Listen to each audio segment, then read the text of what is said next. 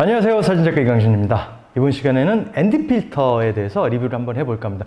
예전에도 제가 ND 필터에 대해서 리뷰를 한번 했던 적이 있었는데 이번에는 조금 더 사용하기 좀 편한 ND 필터를 리뷰를 해볼까 합니다. 이렇게 하이다라는 브랜드에서 나온 자석식 ND 필터예요.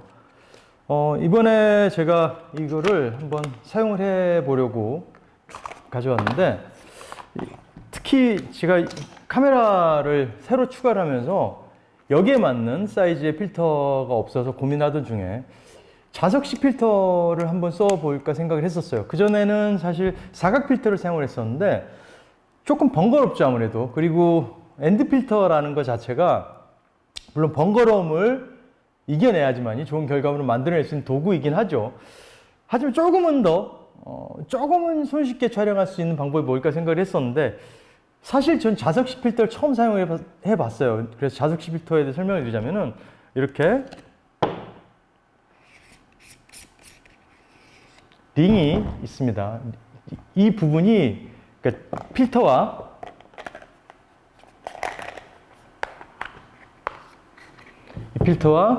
이렇게 자석으로 딱 결합을 하게끔 되어 있죠. 그래서 이 앞부분에 이 쇠로 된 이 링을 카메라 앞쪽에 이렇게 꽂아 주시면은 평소에는 그냥 이렇게 꽂고 다니다가 필요할 때만 이렇게 필터를 딱 붙여서 사용을 할 수 있게끔 하는 방법이 되는 거죠.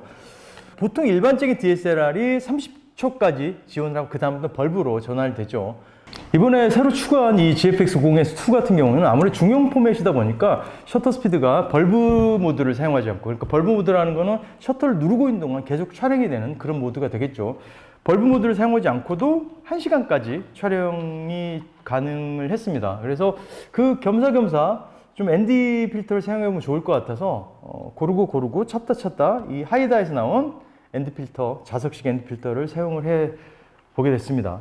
이 필터를 이렇게 카메라 앞쪽에 붙이면은 이렇게 장착이 되고 그대로 촬영을 하면 되게 되는 것이죠. ND 필터를 이용한 촬영하기 위해서는 일상생활 속에서 사실 촬영할 일이 별로 없죠. ND 필터를 쓰기 위해서는 조금은 번거로운 작업들이 필요합니다.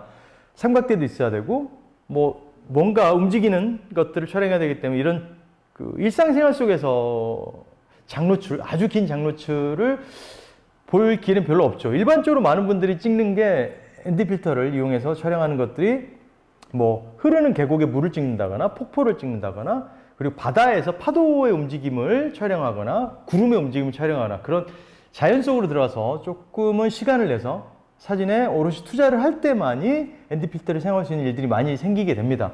저도 이번에 그래서 ND 필터를 이용해서 사실은 좀 거창한 그림을 갖고 있었어요. 조금 1시간에서 1시간 반 정도의 노출을 줘서 바닷가에 좀 촬영을 해보고 싶었지만은 아시다시피 비 피해로 인해서 촬영 계획이 다 무너지게 됐었습니다. 그리고 저 역시도 코로나에 한번 걸렸어 가지고 꼼짝 못했던 시즌이 있었기 때문에 아예 촬영을 못하게 됐는데, 일단 그 렌즈 필터에 대해서 간단하게 설명을 해드려보고 ND 필터를 어떻게 활용을 해서 촬영하는지도 설명을 드려볼까 합니다. 여기에 보면은 지금 이렇게 차트가 나와 있어요. ND 필터를 사용했을 때 노출을 어떻게 잡아야 되는지 나오는데, 사실 이 표를 보거나 계산을 해서 촬영하는 게 맞는 방법이긴 하겠지만은 사실 우리가 수학적으로 그걸 계산을 촬영하기 좀 쉽지 않죠. 그래서 여러분들의 스마트폰 앱에 보면은 ND 필터 계산해주는 앱이 있습니다. ND 필터를 활용해 촬영했을 때 순서를 먼저 말씀드릴게요. 제가 조금 뒤죽박죽 하는데, 먼저 필터를 꼽지 않은 상태에서 적정 노출을 잡아줍니다. 조리개가 만약에 8이 됐던 11이 됐던 F22가 됐던 그 정도에서 반셔터를 잡으면은 이 뷰파인더 창에 적정 노출 값이 나오겠죠. 셔터 스피드가 몇 분에 몇 초다라고 나올 거예요. 아마 1초, 2초 이렇게 나왔거나 아니면 50분의 1초 이렇게 나왔다고 쳤을 때 그 값을 창에다가 그대로 입력을 해주시면 되는 거죠. 그 필터 앱에서 보면은 셔터 스피드 값을 입력하는 부분이 있습니다. 거기에 입력하시면 밑에 자동으로 ND 필터를 몇을 사용을 했느냐. 저 같은 경우는 이 하이다 ND 필터 같은 경우는 1000짜리예요. 저는 1000짜리 ND를 좀 좋아해요. 아주 좀 긴 장노출을 좋아하긴 하는데, 그래서 1000을 사용했을 때 그럼 결과물은 10분을 노출을 줘야 된다, 아니면 5분을 노출을 줘야 된다. 그런 식으로 산출이 돼서 나오게 되는 것이죠. 어떻게 작동하는지 제가 화면을 통해서 보여드리도록 할게요. 보시죠.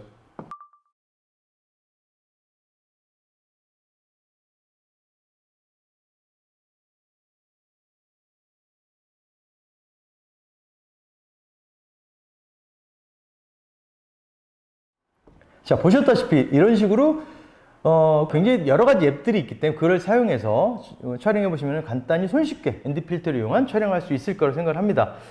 하지만 명심하셔야 될 건 ND 필터를 촬영하실 때는 반드시 삼각대가 있어야 되고, 촬영할 때 시간적 여유를 가지고 촬영하셔야 됩니다. 내가 급하게 막 촬영을 해야 되겠다, 그럴 때는 ND 필터를 사용해서 촬영하는 거는 사실 거의 불가능하겠죠. 저 같은 경우는 한번 한 장 촬영할 때 있어서 거의 30분에서 1시간 정도를 텀을 가지고 촬영합니다. 그럼 그동안 뭐 하느냐라고 물어보실 수 있어요. 저는 그냥 셔터를 눌러놓고 그동안 뭐 다른 거 합니다. 하지만 카메라 줄을 떠나면 안 되겠죠. 그리고 또 하나 명심해 주셔야 될 거는 ND 필터를 꼽고 촬영하실 때는 처음에 노출을 잡았어요. 이거 명심하셔야 돼요. 노출을 딱 잡았죠. 삐릭 하고 반셔터를 잡아서 노출을 잡은 다음에 그 다음에 포커스를 매뉴얼로 바꿔주시는 겁니다. 무슨 말인지 아시겠죠? 다시 한번 오토포커스로 되면은 그 앞에 포커스를 잡은 상태, 얘가 들어간 상태에서 다시 반셔터를 들게 되면은 어떻게 될까요?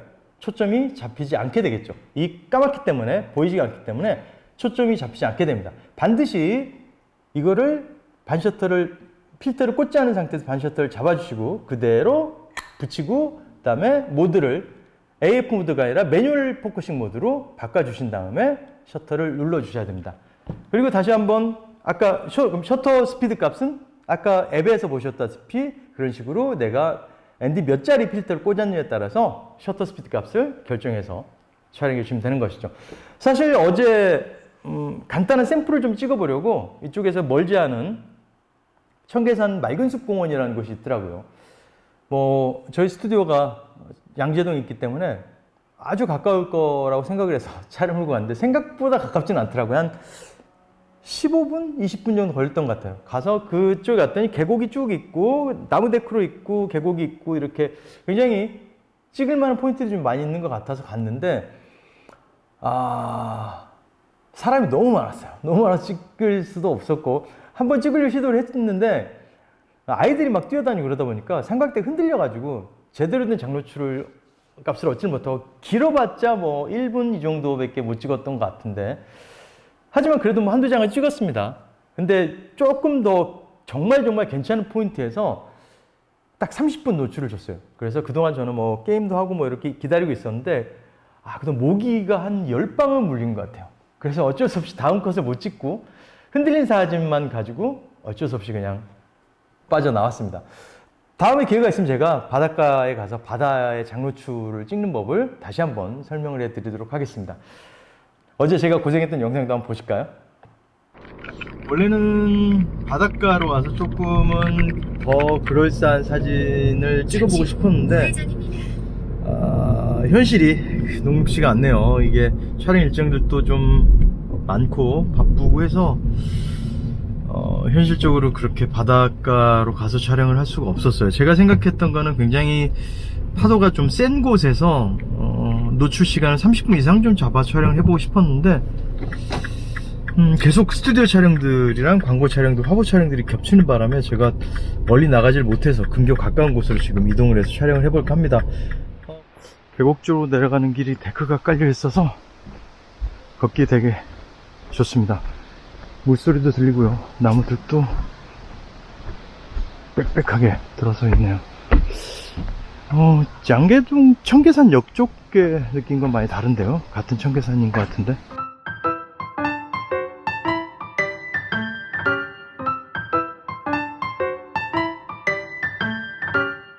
사람들 소리가 좀 들리는 것 같아요. 저는 간단하게 삼각대 하나 그리고 카메라 하나 이렇게 가지고 왔습니다.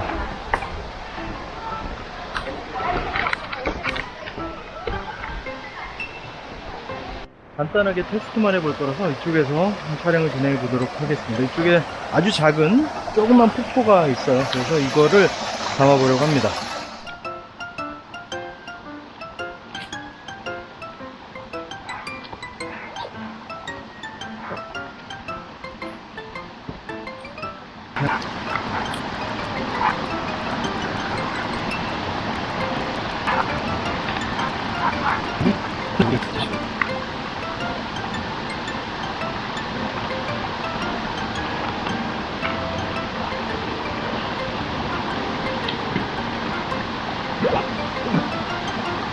자석식이기 때문에 간단하게 이렇게 렌즈 앞에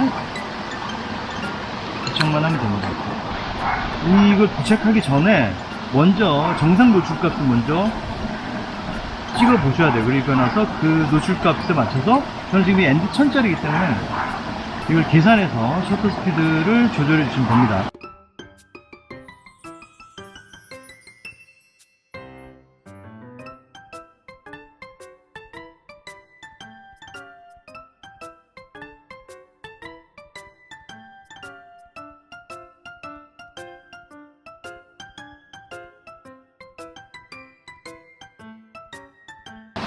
해볼게요. 일단 지금 매뉴얼 포커스로 바꾸고 필터를 자석이기 때문에 앞쪽에 붙여줄게요.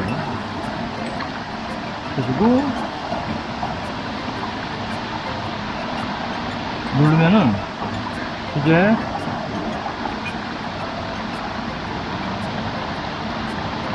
촬영이 되고 있습니다.